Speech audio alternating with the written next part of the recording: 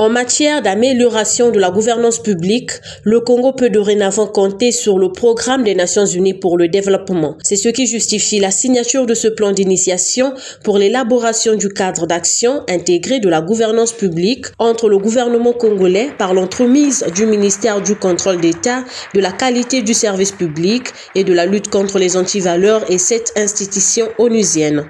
À travers le présent plan d'investissement, nous visons principalement le renforcement de l'appareil de contrôle de l'État,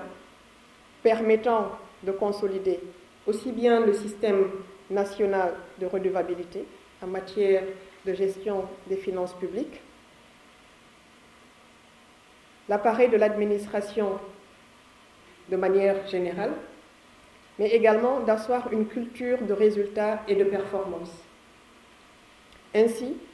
nous envisageons dans les prochains mois, à travers la mise en œuvre du plan d'investissement, un renforcement des capacités techniques et opérationnelles du ministère du Contrôle d'État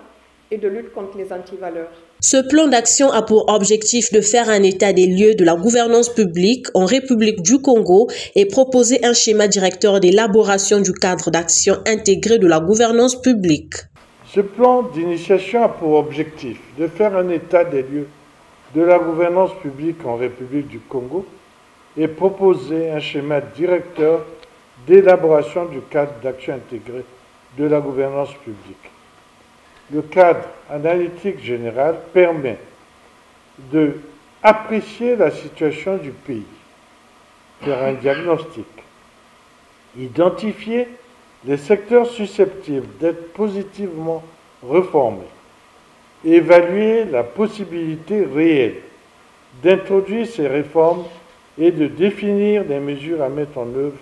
pour faciliter leur acceptation. Le plan d'action 2024-2025 concerne plusieurs départements ministériels, à savoir le ministère en charge de la fonction publique, celui en charge de l'économie et des finances, le ministère du budget des comptes publics et du portefeuille public, sans oublier le ministère de l'économie numérique. Cet acte va déboucher sur l'élaboration par les points focaux des ministères concernés du cadre d'action intégré de la gouvernance publique.